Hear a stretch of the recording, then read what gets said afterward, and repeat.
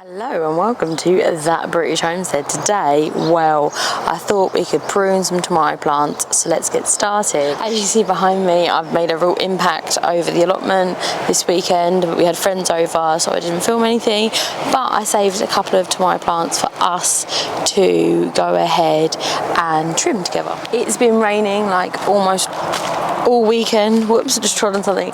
So almost all weekend, which is awesome because it means it's nice and moist and I get to sit in the wet, which is wonderful. Okay, so this is a tomato plant, and what I failed to tell you in the video that I'm just editing is that this is the main stem. The main stem travels all the way up the plant until you have the grow tip. This is the grow tip here, okay? This grow tip has like little leaf nodes on it, and it's basically going to be growing upwards from there. Now, this is a leaf, okay? And the leaf comes off the main stem. In between the main stem, which is the thickest stem, and the leaf, which is nice and skinny, you have a sucker or clove. These are really small, so you can just pinch them out like that and it comes off like this. So what we're doing is we're just pinching out all the suckers that run along the entire stem. Now, these will grow back, which I know is a bit annoying because you'll have to keep doing them. And these are the seed, the first leaves. I'm just going to pinch them out because they're so close to the soil that I don't want anything of this soil. I don't want the soil splashing up onto this plant. Okay, I've heavily mulched this, so it's not a massive problem, but we still don't want the bacteria and the fungus and all of that stuff that lives in the soil on this plant, because that's how we get blight, and we don't want blight. So every tomato plant is slightly different. So as you can see, whoops, or maybe you can't because it's decided to. So here you've got a couple that are regrowing, so I'm just going to pinch them off, and then all of the ones that are in between, I'm just going to be pinching those off. I just kind of like look to see if there's anything unhealthy on this tomato plant whilst I'm doing it. So this is a tomato that we're going to go ahead and trim. We've got some rope here all cut nicely, and I'm going to start off looking at one of these to trim. Okay, so what I'm looking for here is a main stem. It's going to be a bit of a mission. I'm just going to turn you down a little bit. So, as you see, this is an absolute mess. So what I'm going to do is just remove this to help me see a bit better. This one I know is a clone, so that's gone. This one here is also a clone, so it's going to look quite savage what we're doing. Anything that's touching the floor has to go. This is actually a tomato plant that is growing all by itself at the soil, so that's gone. This leaf here is touching the soil. This, you can see, is growing, so that is the main stem there. This is a leaf that also has to go because it's touching the soil, and this one is growing out of like the armpit. This is called a sucker or a clone. If you put that into soil now, that would grow a tomato plant. This one is also a clone, so that one's gone. There's another clone here, so gone. You do, if you live in a place where you have a long dry season, then you can go ahead and keep all the clones that you want, and you'll boost the amount of tomatoes you get. But if you're like in the UK, where we have blight is breathing down our neck, you really want good air circulation. So this time of year I do kind of trim quite aggressively, but as you get into the summer you do want to keep some leaves for, this is a really healthy plant, you do want to keep some for this is a, you can tell this is a larger beefsteak variety. You see how huge those flowers are? Oh, so exciting. So this is the main stem. It's kind of bent over a little bit. You do, sorry, what I was saying is you do want to keep some for shade of the tomatoes that are growing, but this time of year it doesn't matter. So this has kind of slanted downwards a little bit, but now it's got enough room, it will grow upwards. The growing tip, so here what's happened is, this is the main stem, okay? The main stem has mutated with a clone. It's kind of got stuck, so not sure what's happening there, but we have this very nice strong growth coming up, so I'm going to keep this one. I might also keep the clone that's coming off here, so that might be a good idea, but I do not want this one, so I'm going to trim him off. And I like to trim it down to like 2 clones, which improves airflow, but you still get a decent amount. Here that's touching the floor, so that's gone. And every tomato plant is slightly unusual and slightly different looking. As you can see, this one's quite extreme. I do grow mostly heirloom varieties, so heirloom varieties are like knobbly and strange and a little bit weird, so this is what you kind of expect. Here is another clone, so I'm going to just pull him off.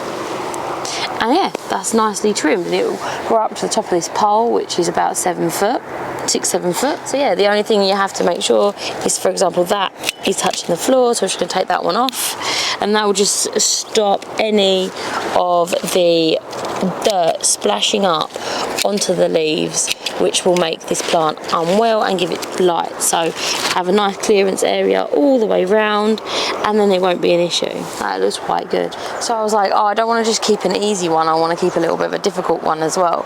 And I think that one was like the strangest tomato that I've clipped this year. So let's go ahead and do this one. You see, just like before, it's kind of all over the floor, so we don't really want that. So we're going to start off removing anything that is kind of in the way of us seeing. If it's touching the floor, it needs to go.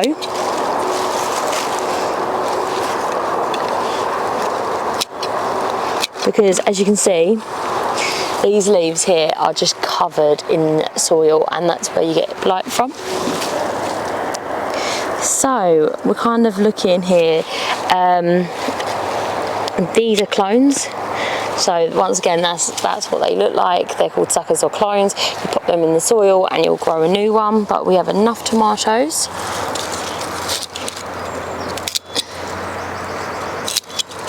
This is where you can say to your friend, oh, you don't have any tomato plants, I'll just give you one of mine, and you can keep your tomato plant and share it all at the same time.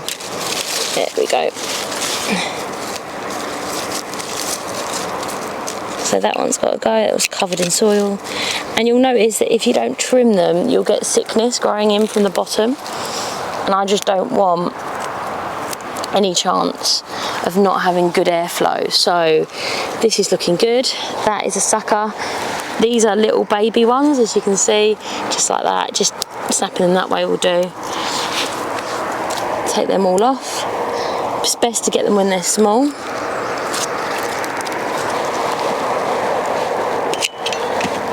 Here we go. So it's trimmed to two stalks, and I'm just going to go ahead and tie it to the stake. This is like a bit of a medium variety, not a cherry, maybe a slicer. Obviously not a clue until it starts like producing fruit, because I got rid of the labels. Now that's produced a lot of clearance for the plant, which looks quite good. There's not very much else to do with that one. It was quite a simple one to do. This here obviously is not a sucker. That's all the fruits growing off, so you don't want to cut those off or you will not get any fruit. Some of them are slightly different. Of course I can't see any that show that. Some of them have leaves on their trellises where they have their tomatoes growing, but none of them around here do, so I can't show you that right now. I shall let you know. Of course they're all like perfect examples and not mutated at all. So all of this tomatoey goodness will go in the compost. Right, last but not least, this tomato here has actually got a bit of bindweed on it. Has a bit of bindweed on it, so I'm going to remove that. Oh, I'm just going to pull off one of its leaves.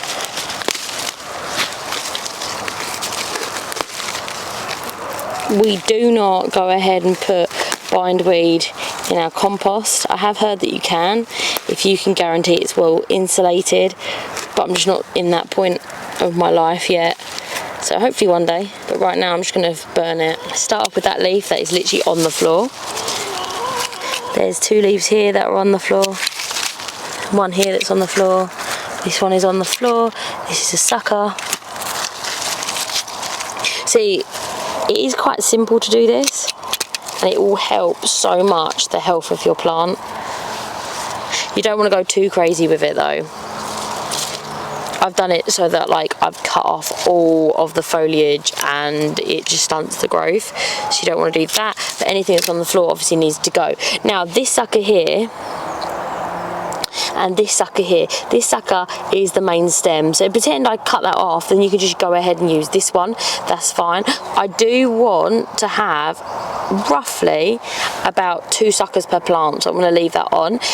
This is exactly what I'm telling you about. You can see that this is slightly different, so it's got some leaves at the end, and that can make you feel that this is a sucker. It's not, because suckers only grow in the armpits.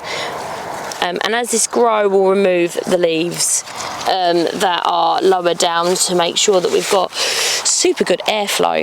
Okay, so I'm just going to go ahead and put this here. Whoops, I'm just going to hit the plant with it. So just pushing down with my body weight as deep as I can.